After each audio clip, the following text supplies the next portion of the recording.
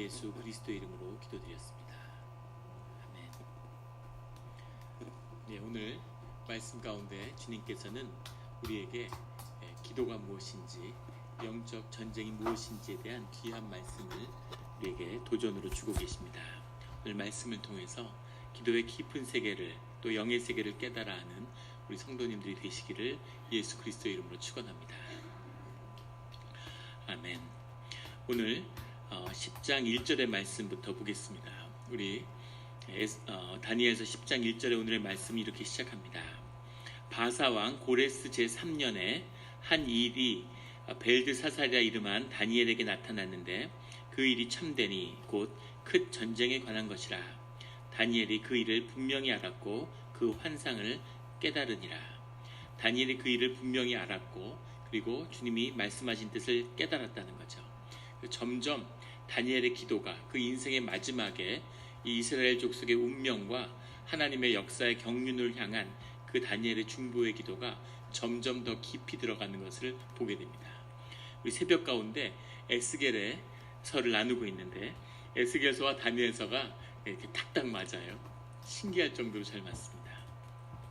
다니엘서에서 말씀이 나온 것이 아침 에스겔서에서 다니엘서가 다니엘이 회개한 내용이 에스겔서에서 그 내용이 무엇인지가 증거되고, 그리고 에스겔이 본 것의 의미가 무엇인지를 다니엘서가 증거하는 이렇게 딱 짝이 맞는, 참 성령의 역사하심이구나, 하나님의 말씀이구나 하는 것을 보게 됩니다.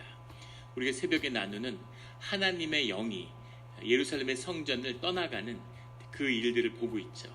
그런데 지금 다니엘은 이제 하나님의 일이, 하나님의 성전의 역사가 회복되는, 그것이 시작되는 일의 시작을 보고 있는 겁니다. 다니엘의 그 뜻을 이제 보고 있는 거죠. 바사왕 고레스 제3년에, 고레스는 우리가 잘 아는 예루살렘의 귀환을 이뤄낸 하나님이 칭찬하셨고, 또 세계사 속에서도 역사상 가장 위대한 왕 중에 한 명으로 기록되고 있죠.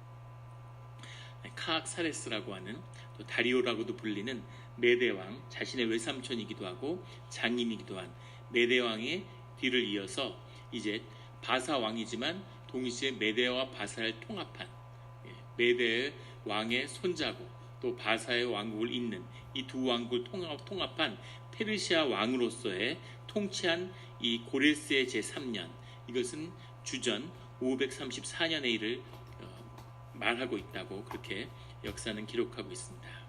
2절에 그때 다니엘이 새 이래 동안 슬퍼하며, 3절에 새 이래가 차기까지 좋은 떡을 먹지 아니하며 고기와 포도주를 입에 대지 아니하며 또 기름을 바르지 아니하니라. 금식하고 기도의 자리로 환상을 보았기 때문에 더 깊이 기도 속으로 나아갔다는 거죠. 4절에 첫째 달 24일에 내가 히데겔이라는 큰 강가에 서 있는데, 첫째 달이라고 한 건 니산월이고 이 정월에는 우리가 잘 아는 유대의 명절 6월절이 들어있죠. 6월절이 3주 동안 지냈다는 것을 기억할 때 이 6월절의 온 기간을 통해서 이 다니엘이 금식했다는 것을 볼 수 있습니다. 다니엘이 자신의 목숨을 걸고 이 80에 가까운 나이에 노령에 하나님께 전심으로 기도하고 있는 거죠. 이 이스라엘의 운명이 나의 이 3주 동안의 기도 가운데 달렸구나. 나의 기도가, 이 3주의 나의 헌신이 이스라엘의 운명, 예루살렘의 운명을 결정하는구나 하는 것을 다니엘은 영으로 깨달아 알고 있었다는 것을 보게 되는 거죠. 그래서 기도하는 겁니다. 우리가 이렇게 굶게 되면, 금식을 하게 되면 많은 영적인 체험을 하게 되죠. 제가 이 설교할 때 설교 전에 아무것도 먹질 않습니다. 다들 별로 자연스럽게 받아들이시는데 쉽지 않은 결정이죠, 저로서는. 그 이유는 배가 차면은 배가 허파와 맞닿아 있죠. 그래서 배가 부르면 폐를 누르기 때문에, 폐를 누르면 호흡이 가빠지죠. 근데 오늘은 저녁을 안 먹었는데 이렇게 호흡이 가쁠까요?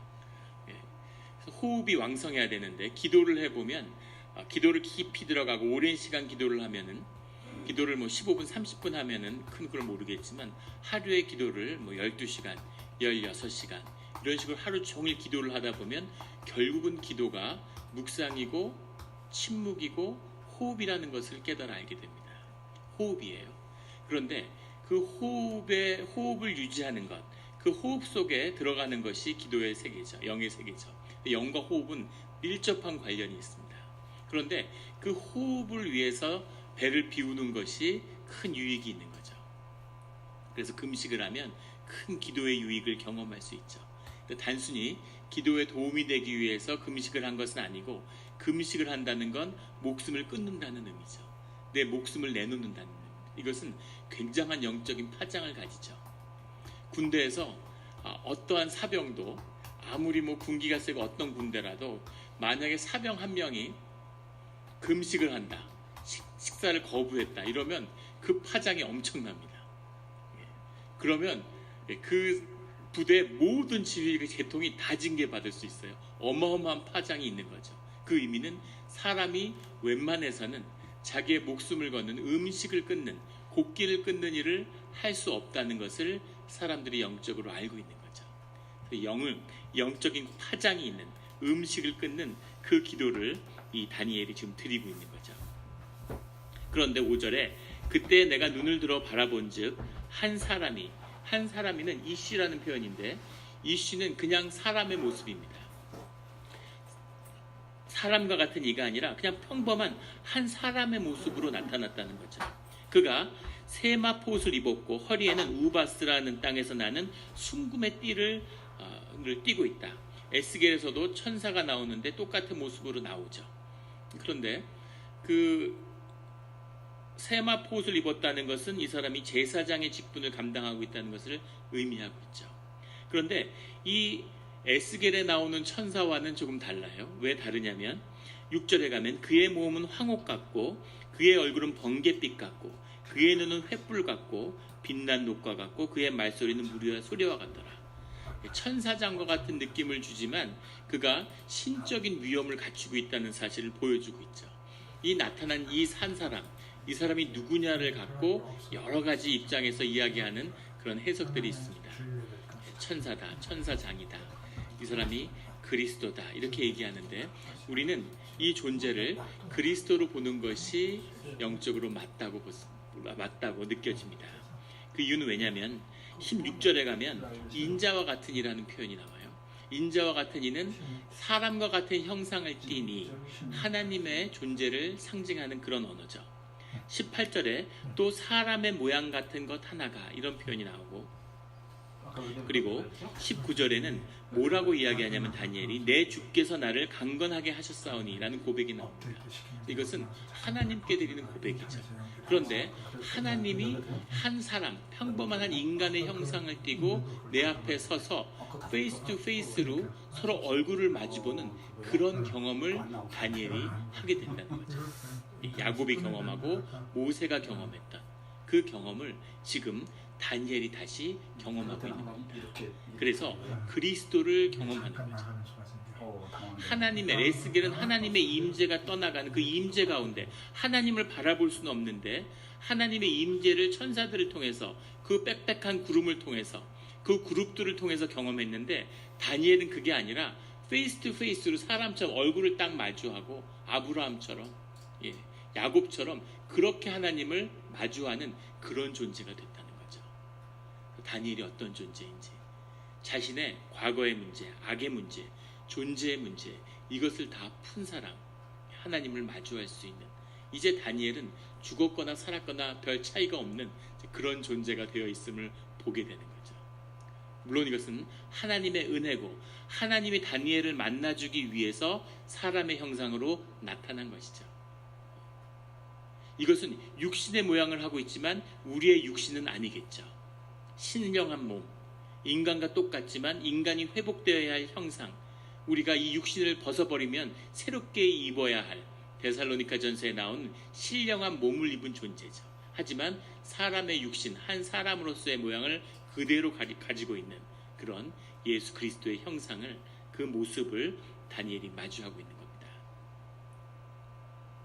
예수님께서 모세를 이야기하니까, 내가 모세가 기도할 때 모세를 보았다 이렇게 얘기하니까 유대인들이 굉장히 흥분하죠. 네가 어떻게 모세를 보았냐 이렇게 반응하는 거죠. 어떻게 예수님이 모세를 봤을까? 예수님 안에는 그리스도의 비밀이 들어있는 거죠. 하나님이 인간의 형상을 입은 그 모습의 비밀 가운데 그리스도의 비밀이 있는데, 그리스도가 이제 다니엘의 기도에 대한 답을 주기 위해서 다니엘 앞에 서 있는 겁니다. 굉장히 큰 영적인 사건을 다니엘이 경험하게 되는 거죠. 8절에 자신이 그 하나님을 영접하는 거기에 서 있는데 다른 사람은 두려워 도망갔다는 거죠. 영적인 두려움이고 감당할 수 없는 그 존재가 아는 거죠. 여기 서 있으면 잘못하면 죽는구나. 그래서 다른 사람들은 도망갔다. 그런데 8절에 그러므로 나만 홀로 있어서 이 큰 환상을 볼 때 내 몸에 힘이 빠졌고 나의 아름다운 빛이 변하여 썩은 듯하였고 나의 힘이 다 없어졌으나, 주님의 위엄과 영광과 사람이 마주하니까 이 사람의 육신이 녹는 것 같은, 기력을 잃는 것 같은 그런 체험을 하게 됐다는 겁니다. 하나님을 깊이 체험하는 사람들이 공지적으로 고백하는 거죠. 하나님의 임재를 경험하면 숨을 쉬기가 어렵고 온 몸에 힘이 빠져버리고 그냥 이렇게 몸이 녹는 것 같은 그런 경험을 했다는 거죠. 9절에 내가 그의 음성을 들었는데 그의 음성을 들을 때 내가 얼굴에 땅을 대고 깊이 잠들었느니라. 다니엘이 정신을 잃고 잠에 빠졌다는 겁니다. 왜 깊이 잠에 빠졌다는 의미는 뭘까? 왜 주의 음성을 듣는데 잠에 빠졌을까? 주님의 음성을 듣는다고 하는 것은 나의 심령으로 주님의 음성을 듣는 거죠. 그런데 내 심령이 주님의 음성을 경험한다고 하는 그 뜻에는 내 의식이 나의 심령을 가로막고 있는데, 나의 심령을 나의 의식이 누르고 있는데 나의 의식이 그냥 소멸해버리는, 해체돼버리는 그런 순간을 경험하고 있다는 거죠. 우리가 잠을 자면 우리의 의식이 잠이 들죠. 우리의 의식이 잠이 들지만 우리의 무의식은 살아있습니다. 그래서 우리의 무의식이 꿈을 꾸고 우리의 심령의 이야기를 우리한테 해주는 거죠. 그래서 코를 너무 심하게 걸어서 숨이 막힐 것 같으면 일어나라고 깨우잖아요. 일어나서 가서 오줌 누구 와라 이러고 사람을 깨워서 화장실로 보내고, 무의식이 계속 살아서 활동하고 우리의 몸을 다 컨트롤하는 거예요. 24시간. 그런데 우리의 의식이라는 게 깨어나면 우리의 생각, 우리의 사고, 우리의 의지, 이것은 의식의 작용이죠. 근데 주님을 만난다고 하는 것은 우리의 심령이, 우리의 영이신 하나님을 경험하는 거죠. 그런데 이 그리스도이신 예수님의 임재를 경험하는데, 이 그리스도의 임재를 경험하니까 그 완전한 영이신 영 그 자체로 우리에게 육의 형상으로 현현한 그 주님을 마주하게 되니까 우리의 거짓된 육신의 이 의식이라고 하는 것은 그냥 잠들어 버리는 겁니다. 소멸해 버리는 거죠. 그래서 잠이 쏟아지면서 그냥 잠들었다. 우리의 의식이 죽는 거죠. 죽음을 사실 의미하는 거죠. 우리의 죽음이 무엇입니까? 우리 가운데 의식이 사라지는 거죠. 영이 사라지는 것이 아니라 의식이 사라지는 그 경험, 이 죽음과 같은 경험을 이 그리스도를 마주한 이 다니엘이 경험했다는 겁니다. 10절에 한 손이 있어 나를 어루만지기로 내가 떨었더니 그가 내 무릎과 손바닥을 땅에 닿게 일으키고, 11절에 내게 이르되 큰 은총을 받은 사람 다니엘아. 9절에 9장에 나왔던 표현이죠. 아름다운 자, 하무도트라고 하는 아름다운 자, 보배로운 자, 사랑받은 자, 다니엘아. 다니엘을 불러주시는 거죠. 다니엘 너는 사랑받는 자다, 보석과 같은 자다, 이렇게 말씀하시는, 네가 누구인지를 주님이 말씀하시는 겁니다. 내가 내게 이르는 말을 깨닫고 일어서라. 내가 내게 보내심을 받았느니라. 내가 주님으로부터 내게 보내심을 받았다는 거죠. 그리스도의 사역을, 구원의 사역을 감당하기 위해서 그가 내게 이 말을 한 후에 내가 떨며 일어서니. 동방에서 왕에게 나아가서 명령을 받을 때 처음에 왕을 만나면 부복하는 거죠. 하지만 왕의 명령이 떨어지면 다시 일어나서 늘 명령을 듣는 겁니다. 일어나서 명령을 정확히 무슨 말씀을 하시는지 듣는 거죠. 그래서 주님이 만나니까 완전히 이렇게 쓰러졌는데 주님의 말씀을 증거하기 위해서 다시 일으켜 세우는 그런 모습을 보게 되는 거죠. 12절에 그가 내게 이르되 다니엘아 두려워하지 말라. 내가 깨달으려 하여 내 하나님 앞에 스스로 겸비하기로 하기로 결심하던 첫날부터 내 말이 응답받았으므로. 다니엘이 기도하는 그 순간, 그 첫날에, 그 오랜 시간을 기도했는데 기도하는 첫날부터 그 모든 기도를 들었다, 주님이 말씀하시는 거죠. 다니엘의 일생의 기도이면서 동시에 다니엘이 이 6월절 3주 동안에 금식했던 기도의 첫날의 기도를 다 들으셨다는 겁니다. 그래서 그것이 하늘에서 영의 세계에서 이미 이루어졌다는 거죠. 그리고 그 일을 땅에서 이루기 위해서 내가 너에게 왔다, 이렇게 말씀하시는 겁니다. 늘 기도가 하늘에서 첫날에 이루어지는 우리 성도님들이 되시기를 예수 그리스도 이름으로 축원합니다. 그 일이 이루어졌다는 거죠. 근데 하나님 앞에서 스스로 겸비하게 하기로 결심하던 첫날, 하늘 앞에서 겸비하게 된다는 건 무슨 의미일까? 하나님 앞에서 자신으로서, 셀프로서, 자기 자신으로서 주님한테 나의 나된 모습으로서 주님 앞에 서게 될 때, 주님 앞에서 자기의 시련을 이뤄내는 사람의 열매가 무엇이냐면 그것이 겸손과 감사입니다. 자기를 이뤄낸 사람, 자기를 실현한 사람, 자기 삶에서 자기 삶이 실현되는 큰 성공을 이룬 사람의 열매는 뭐냐면 겸손과 감사예요. 감사하고 겸손한 모습을 보이는 거죠. 그런데 그것이 자기를 실현하는, 하나님의 형상을 실현하는 모습이 아니라, 하나님의 형상을 실현하는 모습이 아니라 만약에 자신의 에고를 자아를 실현하는, 자기의 욕구와 자기의 욕망을 실현하는 그런 모습으로 나타날 때 나타나는 첫 번째 모습이 교만과 오만인 거죠. 그래서 그 사람의 모습, 성공한 사람을 보면 바로 알 수 있죠. 자신의 에고가 이루어진 모습인지 아니면 하나님의 형상이 이루어진 모습인지를 바로 볼 수 있습니다. 작은 성공, 조금만 올려주고 조금만 이렇게 실현되고 조금만 높아진 것 같으면 우쭐하고 내가 이걸 이루었다니, 오만하고 이런 모습이 나타나는 거죠. 자기를 잃어버리는, 하나님이 그런 모습을 기뻐하시지 않고 하나님이 제일 미워하는, 하나님이 잃어버린 사람의 모습이죠. 오만한 것, 불손합니다. 하지만 하나님을 만나고 자기 실현의 삶을 살아낸, 하나님의 형상을 사는 것을 실현해낸 사람의 모습은 이 겸비함인 거죠. 감사하고 겸손해지는 겁니다. 자신을 알고 나는 아무것도 할 수 없는데, 난 이렇게 부족한데 주님이 이 일을 이루셨구나, 내 삶 가운데 주님이 역사하셨구나 하는 것을 깊이 깨달아 아는 거죠. 있는 실제를 그대로 보는, 이런 큰 성공 가운데 겸비함을 갖추는 우리 성도님들의 삶이 되기를 예수 그리스도 이름으로 축원합니다. 이런 축복을 해도 아멘을 안 하시는 분들은 뭘까요? 나는 축복을 원치 않아, 뭐 이런 건가요? 우리 큰 소리로 한번 아멘 하겠습니다. 아멘, 아멘. 예, 할렐루야. 그 축복이 임하기를 주의 이름으로 축원합니다. 그런데 아주 중요한 말씀이 이제 나오는데 13절의 말씀이에요. 이 10장 13절의 말씀은 아주 중요한 성경의 말씀이죠. 이 말씀을 어디까지 나눌 수 있을지 모르겠는데, 이 말씀은 이제 이렇게 주님이 말씀하시는 겁니다.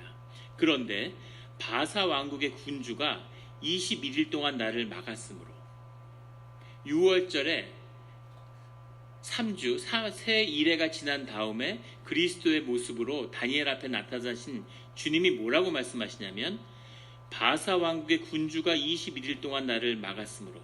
바사 왕국의 군주가 누구냐? 어떻게 바사 왕국의 군주가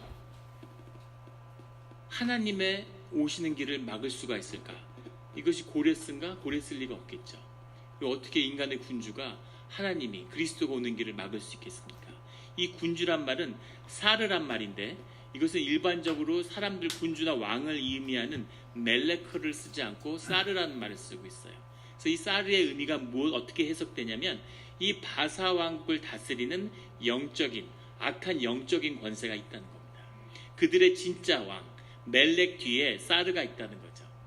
그래서 이 바사 왕국을 통치하는 자들이 그 뒤에 있는데, 그들이 이 그리스도의 몸된 한 몸을 입은 그리스도 하나님의 임재가 이 땅에 임하는 것을 저항하고 막았다는 거죠.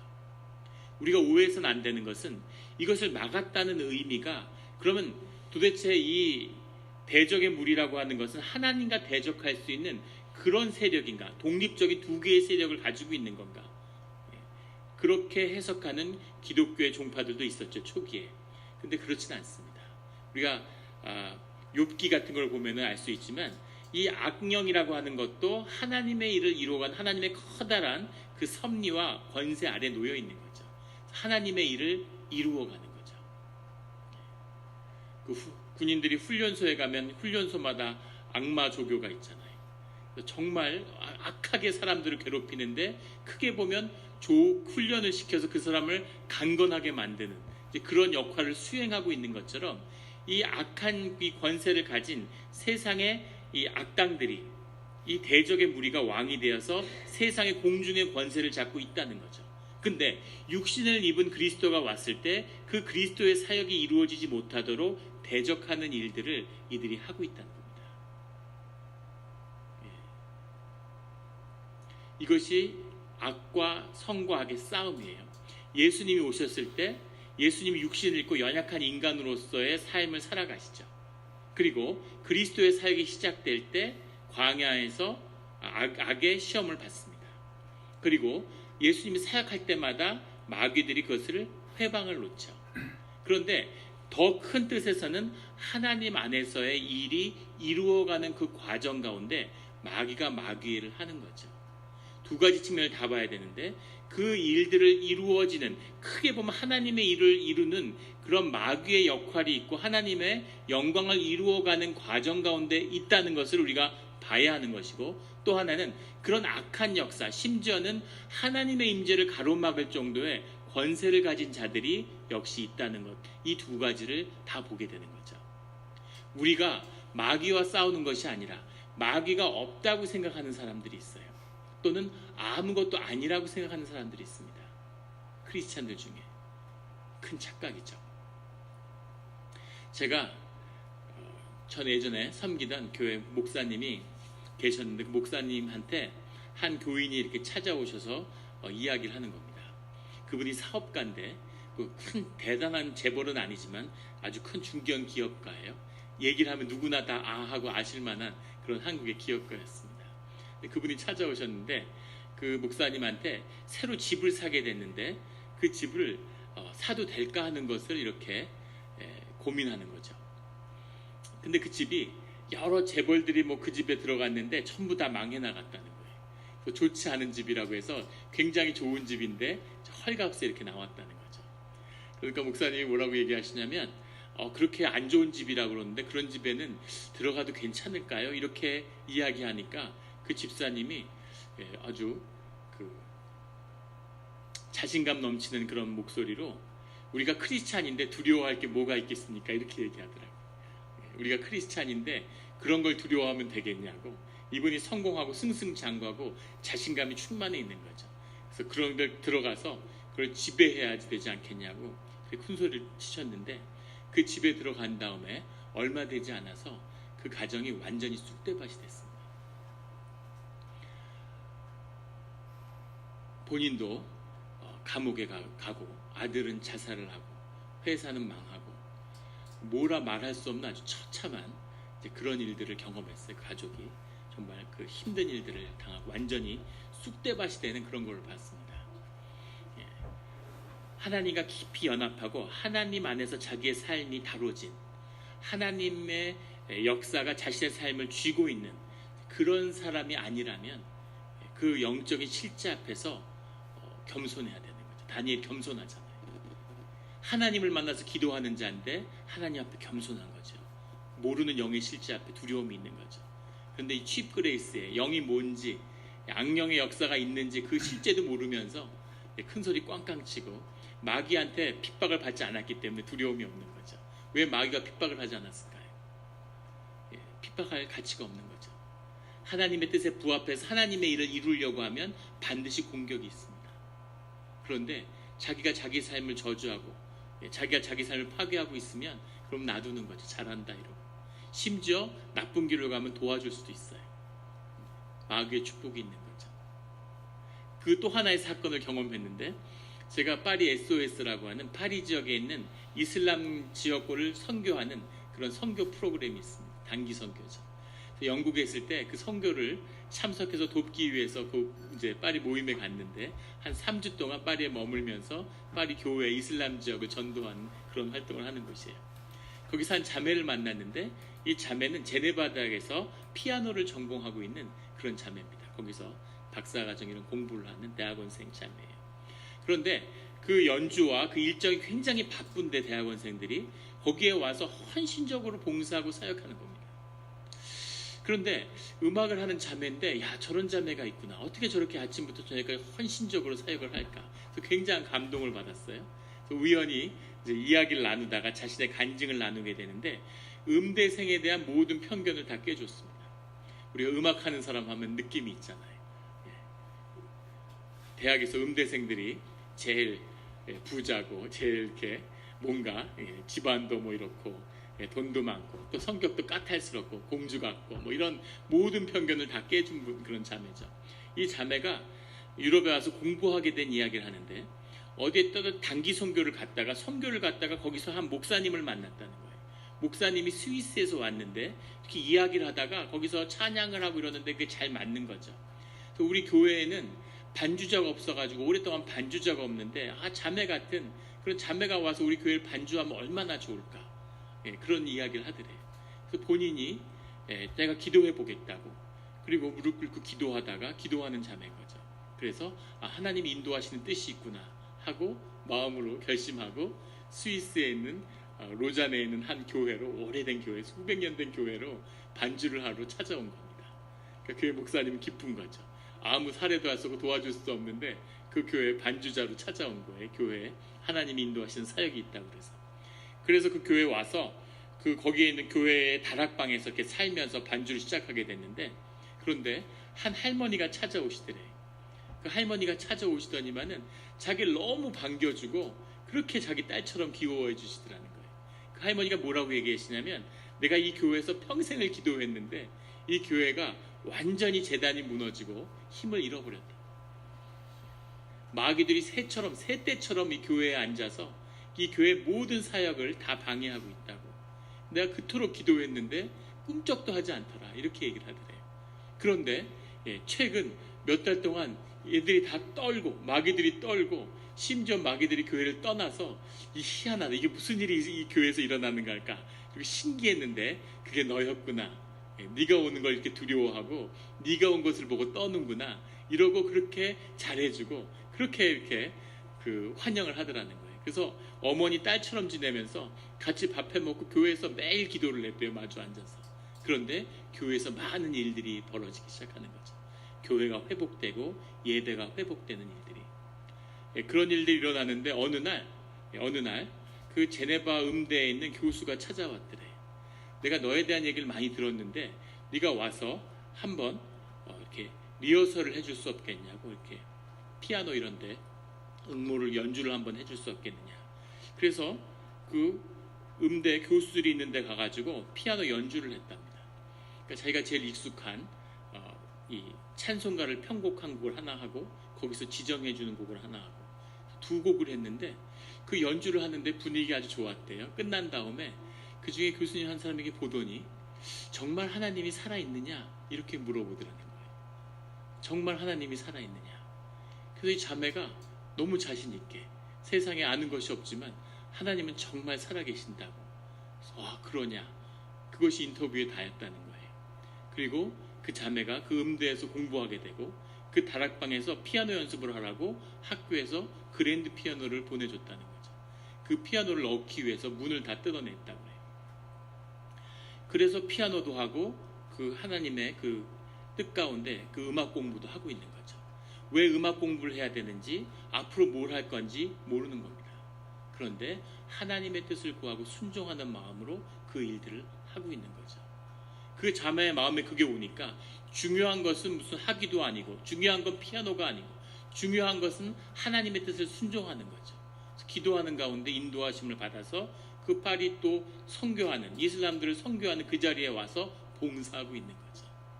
이것이 하나님의 사람이고 하나님의 일을 이루어가는 방식입니다. 이런 일들이 일어나야 되는 거죠. 왜 이런 자매를 주님은 우리 교회에 보내주지 않으실까요?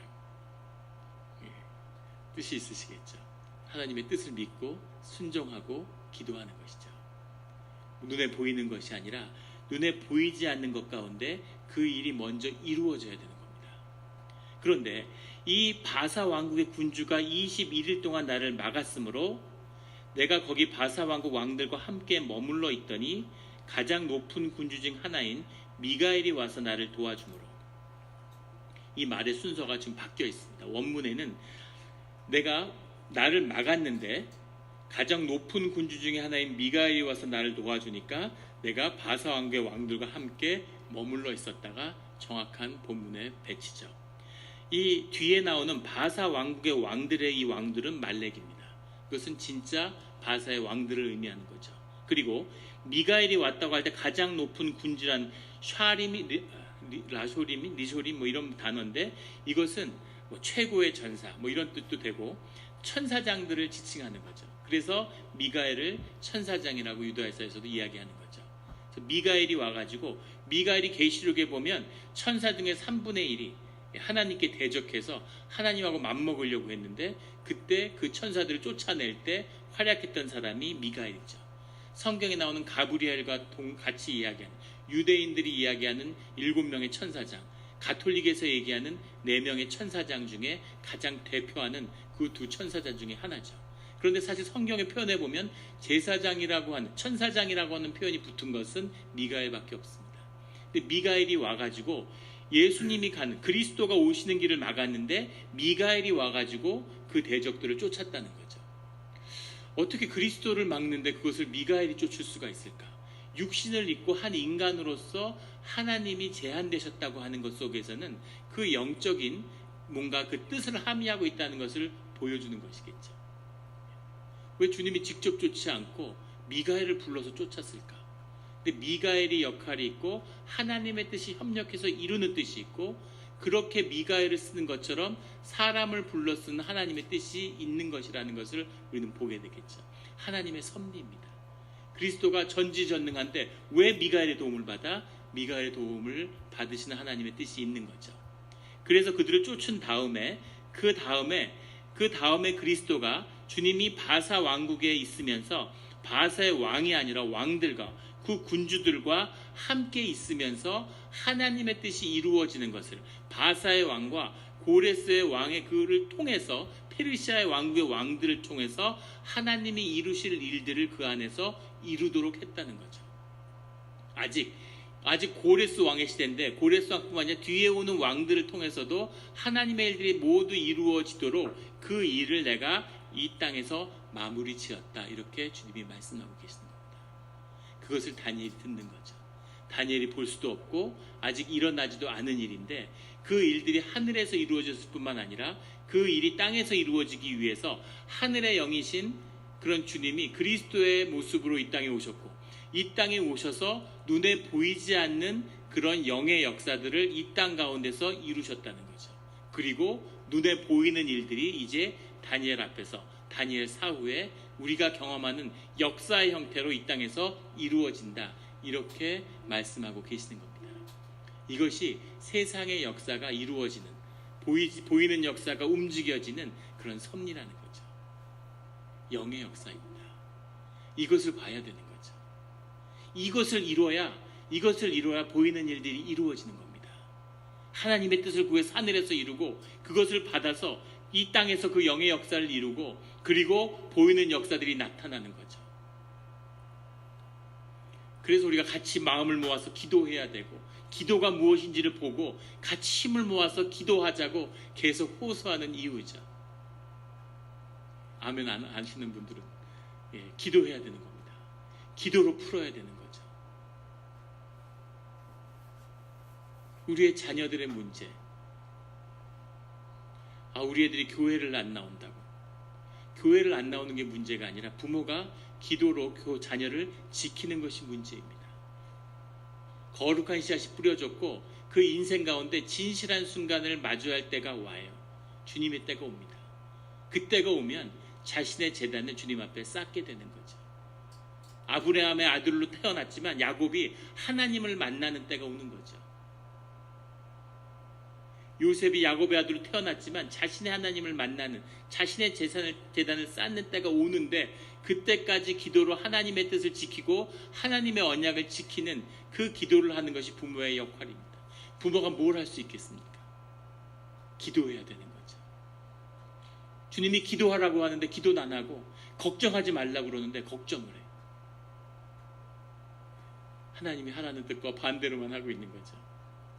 늘 기도하는, 기도의 문이 열리는, 기도로 회복되는 이 기도의 세계를 본 분들은 기도하지 말라고 해도 기도하는 겁니다. 목숨의 위기가 오고 삶의 위기가 와도 목숨을 걸고 기도하는 것이죠. 이것이 초대교회의 역사입니다. 교회가 살아있고 그 심령이 살아있고 영의 세계가 열리면, 그러면 교회 바리케이트를 치고 저격수가 숨어서 사람은 교회 예배당에 들어온 사람을 총으로 저격해도 그걸 피해서 몰래 숨죽여서 와서 기도하는 것이 기도의 역사고 교회의 역사죠. 교회 중직자들이 나와서 정말 목숨을 걸고 교회를 위해서 기도해야 되는 겁니다.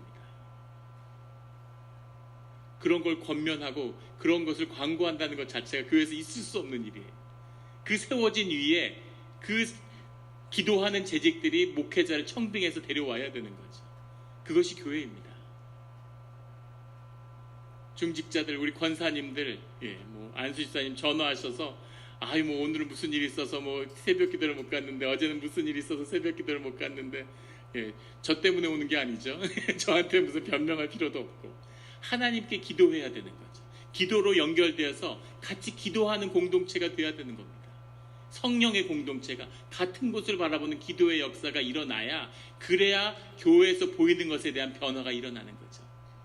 기도 안 하고 그냥 있으면 이대로 대충 이렇게 신앙생활을 해왔는데, 이렇게 교회 생활을 했는데 이 상태가 계속 쭉 유지될 것 같습니까? 기도 안 하고 계속 삶에 머무르고 그러면 교회가 그 다음에 무너져 내리기 시작하는 거죠. 현상이 유지되면 무슨 문제가 있겠어요? 그 다음엔 시간이 지나면 무너져 내리는 겁니다. 아무리 강건한 사람도 3끼, 7끼를 굶으면 어떻게 되겠습니까? 기도를 1주, 2주, 한 달, 2달, 1년, 2년씩 안 하면서 삶이 어떻게 무너지지 않기를 바랄 수 있겠습니까? 싸구려 그레이스, 주님 자비를 베풀어 주십시오. 38년 동안 안진뱅이로 앉아서 국어를 하며 살았는데 오늘 하루 이 동양 그릇을 채워서 먹고 살게 해주십시오 라는 것이 주의 자녀의 기도가 될 수 없는 것이죠. 깨어서 주님께 살아있는 기도를 드리는 우리 성도님들이 되시기를 예수 그리스도 이름으로 축원합니다. 16절에 인자와 같은 이가 내 입술을 만진지라. 내가 쓰러져서 아무도 못하고 말문이 막혀 있는데, 그런데 주님이 내 입술을 만지니까 내가 말할 수 있게 되었다는 거죠.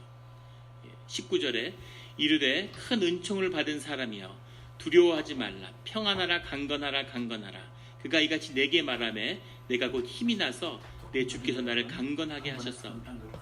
말할 수 없었는데 말하게 하시고, 일어날 수 없었는데 말씀으로 일어나게 하시고, 그리고 강건하지 못하고 완전히 두려움에 떨었는데 주님이 말씀하시니까 평안하고 강건하여 졌다는 거죠. 하나님의 사람이 살아가는 방법을 이야기하고 있는 겁니다. 사람이 힘을 내기 위한, 내가 힘을 내야지, 의식의 힘을 키우기 위해서 고기를 시컷 먹으면 힘이 납니다. 육성이 뻗쳐서 기운이 돌아요. 굶다가 한번 잘 먹으시면 경험할 겁니다. 내 의지를 키우고, 어떤 사람들은 미움을 가슴에 품고 살아요. 마음속에 원한이나 미움이 있으면 그 미움이 내게 힘을 줍니다. 내 삶을 파괴하는데 에너지를 주니까 그게 좋아서 계속 미움을 창조하면서, 아픈 이야기를 창조하면서 그 아픔을 들어주는 것도 있지만 그 아픔을 끊어야 하는 부분이 있죠. 작년에 저희 큰 누나가 여기 왔는데 오랜만에 어른이 돼서 만나서 이렇게 이야기를 하고, 교회도 열심히 나가고 기도도 시작하고, 그런데 자신이 첫사랑에 실패한 이야기를 하려고 그러는 거예요. 그 이야기를 자기가 이렇게 한번 하고 싶은데 들어주겠니? 이렇게 얘기를 하더라고요. 그래서 제가 기도해 보겠다고 기도하고 하지 말라고 그랬습니다. 그 누나가 굉장히 당황한 거예요. 당연히 들어줄 줄 알았겠죠.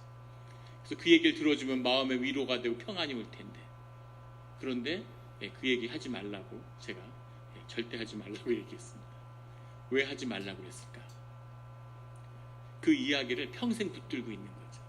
첫사랑의 아픔을, 시련의 아픔을 평생 혼자 살면서 내가 그 사랑에 들어보질 않아서 정확히 어떤 얘기인지 모르겠지만 아무튼 그걸 붙들고 있으면 안 된다는 마음이 오는 거예요. 그걸 끊어야 되는 겁니다. 그걸 그리스도의 이름으로 끊어버려야 돼. 그런 걸 붙들고 거기서 힘을 잡고 내서는 안 되는 거죠. 내 안에 아픈 이야기, 우리 교회 뭐 10년 전 이야기, 15년 전 이야기 다 끊어버려. 다 거짓입니다. 3년보다 더 된 이야기는 다 거짓이에요. 내 머릿속에서 다 만들어내고 계속 윤색하면서 다시 만들고 다시 만들어낸 그런 이야기일 뿐이죠. 그걸 끌어내야 돼요. 하나님의 사람이 되고 영적으로 살게 되는 사람들이 경험하게 되는 첫 번째 현상은 힘을 잃어버린다는 겁니다. 힘을 잃어버려요. 의식의 힘을, 영으로 하나님을 경험하니까 의식의 힘이 약해지는 거예요.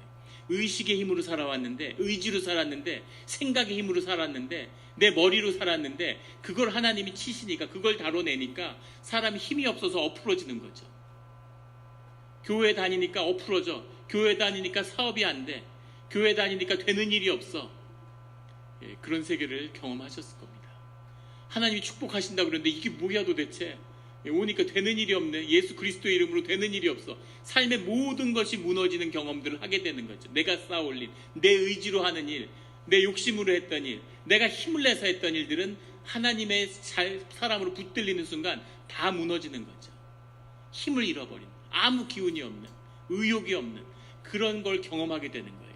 사도 바울이 똑똑하고 뭐 힘이 나고 사람을 막 쳐 죽이고 막 크리스찬들 잡는다고 돌아다니고 똑똑하고 뭐 집안 좋고 엘리트 중에 엘리트고, 근데 예수님을 다메섹에서 딱 만나고 나니까 완전히 꺾여버려서 아라비아 사막에 가서 쭈그려져 가지고 3년 동안 있는 거죠.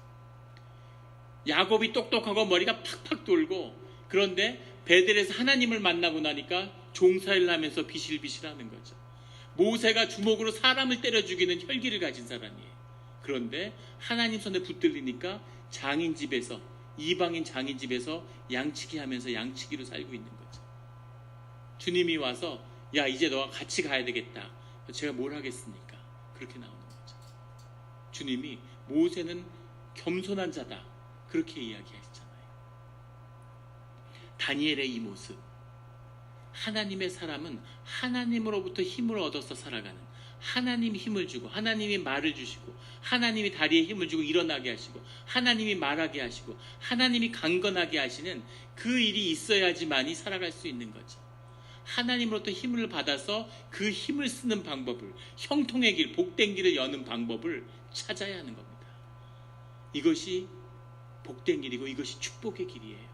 이것은 누구도 비교할 수 없는, 상상할 수 없는 축복의 길이 되는 겁니다. 생명의 에너지의 근원에 가서 닿았으니까. 지난 주일날 나눈 말씀 기억하십니까? 기무라의 그 사과 이야기, 무슨 비료를 주고 어떻게 한 것보다 비교할 수 없는, 그것이 자연으로부터 생명을 얻으면, 창조의 근원으로부터 생명이 주어지면 상상할 수 없는 힘을 내는 거죠.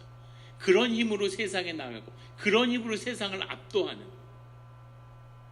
그 일들이 우리 가운데 일어나야 된다는 것을 보여주는 거죠.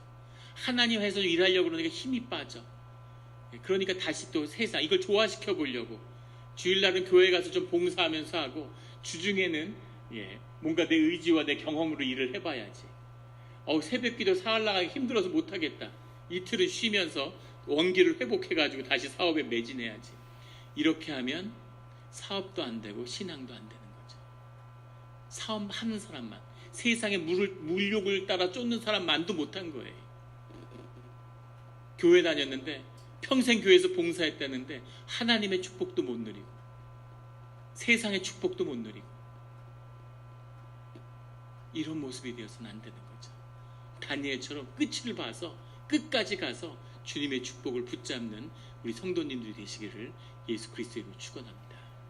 다니엘에게는 소중한 의미가 하나 더 있는데, 다니엘이 있어야만 하는, 그리스도가 오기 위해서 다니엘이 있어야 하는 이유가 있는 거죠. 이것이 우리가 기도하고 신앙생활을 하는 그 비밀이 여기에 있습니다. 오늘 정말 많은 이야기를 나누고 싶었는데 우리 성도님들 얼굴 보니까 빨리 끝내야 될 것 같군요. 주님이 많은 깨우침들을 우리 심령 가운데 불어넣으실 줄을 믿습니다. 2차 대전이 시작됐을 때 프랑스가 독일과 전쟁을 시작하는데 프랑스는 당시에 세계 최강의 육군국이었습니다. 누구도 프랑스를 당할 수 없는데 독일이 끝까지 전쟁을 하고 싶어 하지 않았죠. 그런데 전쟁에 휘말려 드는데 그 뒤에 나온 기록들을 보면 프랑스와의 전쟁이 시작될 때 히틀러가 사흘 동안 잠을 못 잤다고 그러죠. 두려움 때문에. 프랑스 폴란드를 침공할 때도 소련하고 서로 불가침 조약을 해서 폴란드를 나눌 때도 프랑스가 독일을 성공을 할까봐 두려움에 떨었다는 거죠. 프랑스는 전의를 상실해버린 평화를 사랑하는 민족이 돼서 독일 앞에 어이없이 무릎을 꿇고 맙니다. 딱 3주 만에 세계 최강의 육군국이 독일 앞에 무릎을 꿇은 거죠. 독일은 싸우고자 하는 그런 게 충만해 있고 프랑스는 평화를 원하니까 프랑스는 대화하자고 그러는데 독일은 서로 죽기 살기로 싸우자고 그러니까 독일이 프랑스를 무릎 꿇렸죠. 프랑스 전력의 90%가 살아있는데 프랑스가 항복해버렸습니다. 전 대한민국에 그런 역사가 올까봐 사실 두려운 마음이 있어요. 그래서 대한민국을 위해서 기도합니다. 전의를 잃어버린 평화를 사랑한다는 것과 전쟁을 두려워한다는 건 다른 이야기죠. 전쟁을 두려워하지 않는 자만이 평화를 지킬 수 있다는 걸 역사가 증거합니다. 오늘 나누려는 이야기는 프랑스가 완전히 무릎 꿇고 비시 정권이 서러서 독일에게 굴복했는데 드골 한 사람이 거기에 저항해서 일개 여단장으로 전쟁에서 전선에서 싸우다가 무조건 항복하니까 전선을 이탈해서 영국으로 망명을 했죠. 영국으로 망명하면서 이 놀랍게도 그 위기의 와중에 아무도 신경 쓰지 못했는데 프랑스의 은행에 있는 금괴를 가지고 갔어요. 그리고 소수의 병력이 영국으로 도망을 쳤습니다. 영국으로 도망을 쳤는데 거기서 6월 18일 날 프랑스가 망한 지 그 망해가는 그 와중에 대독 선전포고를 하고 전쟁을 독려하는 연설을 하게 되죠. 프랑스 해방위원회를 하고 망명정부를 구성하게 되는 겁니다. 그런데 프랑스는 무슨 역할을 했을까? 프랑스는 승전국이고 상임이사국, 전쟁 이후에 전후 질서를 만드는 상임이사국의 한 멤버가 돼서 5개국 중에 한 나라가 되었죠. 지금도 유엔의 상임이사국입니다. 세계의 모든 이권을 5분의 1씩 나누는데 프랑스가 다 참여했어요. 전후 세계 질서의 주인공이 된 거죠. 프랑스는 뭘 했을까? 프랑스는 아무것도 한 게 없습니다. 그냥 망명정부에 드골이 있었을 뿐이죠. 그 드골을 얼마나 미워했냐면 요즘에 그 공개되는 자료들을 보면 처칠이 드골을 제거하려는 계획을 여러 번 세웠다는 거죠. 사사건건 영국의 말을 안 들으니까. 그래서 내각 회의에서 프랑스도 모르게 드골과 망명정부를 제거해버리는 계획을 여러 번 세우기도 했다고 그래요. 이 고집센 사람. 좌파와 우파로 나누어서 서로 죽기 살기로 싸우는 프랑스에서 좌파들은 전부 다 드골이 크리스찬이고 군인 출신이고 보수파라고 미워하는 거죠. 꼴통이라고. 우파들은 자기의 스승이었던 전쟁의 영웅인 베탱 원수가 프랑스에 항복을 선언했는데 거기에 반발했다고, 배신자라고, 어떻게 베탱 원수를 배신할 수가 있느냐 이러고 비난하는 거죠. 개인의 인성을 들어서. 좌우 양쪽에서 욕을 먹고 그 다음에 미국 정부와 영국 정부의 등살에 시달리면서도 끝까지 드골이 거기에 저항하고 프랑스 망명정부를 지켰습니다. 어떠한 타협도 거부했죠. 영국의 처칠 정부가 독일의 공격의 위협을 느껴서 브리티시 워라는 영국이 단독으로 독일하고 전쟁을 하면서 두려움을 느끼니까 영국에 있는 모든 금괴를 다 캐나다로 옮겨놨어요. 그리고 그 금괴를 미국에 내주고 미국에서 무기를 받아오던 시절입니다. 자기들은 죽기 살기로 독일과 싸우는데 프랑스는 아무것도 안 하고 있는 거죠. 프랑스에게 그 금을 좀 내놔라. 우리 무기를 사는데 같이 좀 보태라. 그런데 드골이 단칼에 거절하고 전후에 프랑스를 복구하는 데 써야 된다고 끝까지 그 금괴를 쓰지 않고 버텼습니다. 이 고집세고 미친 사람이라고 온갖 욕을 다 먹는 이 드골 한 사람이 있었기 때문에 프랑스의 영광의 날이 온 거죠. 프랑스에 파리에 들어갈 때 전순국의 깃발을 들고 프랑스가 전후 질서에 프랑스의 독립과 드골이 없었으면 프랑스는 없었습니다. 프랑스는 정말 비참한 운명을 맞았을 거예요. 전후에. 그 드골 한 사람이 있었기 때문에 그 역사의 수레바퀴가 드골 한 사람의 기도가 있었기 때문에 프랑스의 오늘이 있는 거죠. 이것이 역사입니다.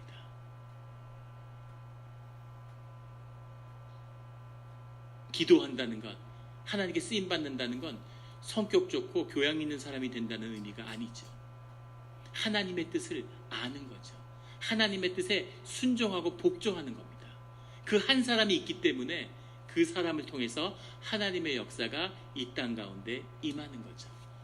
이것이 영의 숨겨진 큰 섭리입니다.